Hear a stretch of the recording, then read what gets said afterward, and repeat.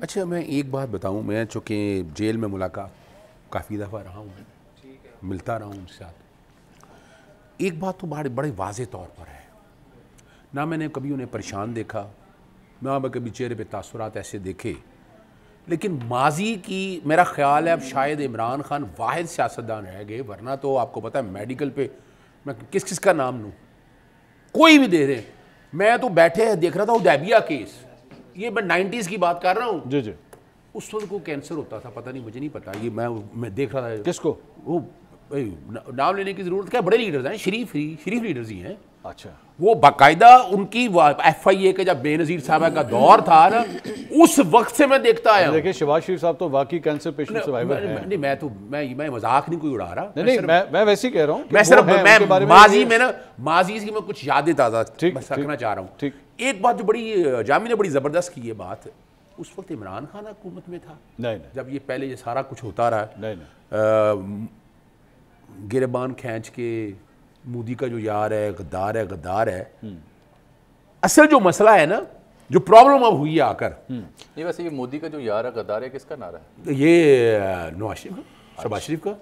मैंने सिर्फ बताना चाह रहा हूँ ना आपके लिए, मैं सिर्फ याद कर बताना चाह रहा हूँ। हमारी ताज़ा मेमोरी के मुताबिक जब मोदी साहब यहाँ तशरीफ आए तो फिर ये PTI का नारा था। नहीं, मैं तो पुरानी बात आपके सामने, इस जंग के बाद तो सर वैसे नहीं लगता। नहीं, वो अपनी जगह बात है, वो अपनी जगह। मैं सिर्फ और सिर्फ 2-3 चीजें मैं आपके सामने रखता हूँ। देखें प्रॉब्लम थोड़ी सी है क्या, जो समझने वाली बात है, और वो समझ नहीं रहे। याद माजी अजाब है रब, ठीक है, छीन ले मुझसे हाफजा मेरा। 26 मुलाकातें होती थी नवाज शरीफ की रोजाना। अच्छा।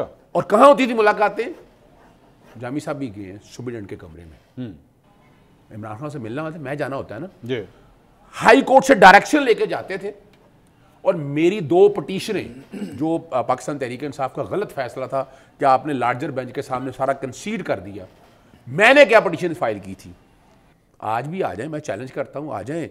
मैंने कहा था कमीशन एक तश्कील दें, इमरान खान साहब जाके मिले, जेल के अंदर सहूलियात देखे उनको।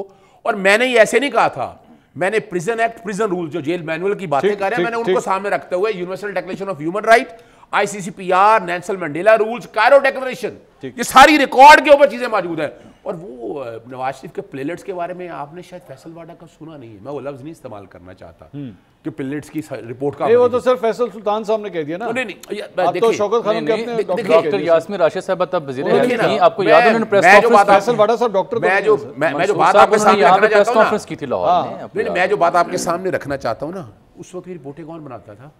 मुझे नहीं पता। फैसल वाडा ने जवाब दे दिया। फैसल वाडा तो नहीं बनाता था। फैसल वाडा ने खुद कहा है, मैं भी कह रहा हूं। अच्छा, अगर फैसल वाडा की इतनी माननी है फिर बाकी भी नहीं, मैं सिर्फ बताना ये चाह रहा हूं कि हम नहीं सीखना चाह रहे ना, हम नहीं सीखना चाह रहे कि सिस्टम के अंदर बैठ। आप तो द अदर वे अराउंड ये इतराफ करें कि उस वक्त की हुकूमत भी कौर चलाता था। नहीं, मैं ये बात नहीं कर रहा, मैंने कहा हम सीखना नहीं चाहते, यानी आज बैठकर। मैंने फैसल वाडा साहब की बात माननी कि नहीं माननी, आप बताएं। हो भाई, मैं तो आपके सामने बता दिया सारा कुछ सामने। फैसल वाडा साहब तो नई बात भी कर रहे हैं ना। नहीं, मैं मानूं कि ना मानूं? नहीं, मैं मानने की, मैं तो उसके बाद मैं एतबार नहीं करता। कोर्ट किया, मैं तो सिर्फ बताना ये चाह रहा हूं कि जो सिस्टम का हिस्सा है, जो मैटर्स करते हैं, और जो थे, वो जो भी थे, वो खुद मुंह से कह रहे हैं कि रिपोर्टें किसने बनाई, किस तरह बनाई, आपके साथ। अच्छा, प्लेलेट्स डाउन थे, उसके बाद नवाज शरीफ कितना देर अस्पतालों में रहे, आज भी देख लें, आज कितनी दफा अस्पतालों के अंदर गए।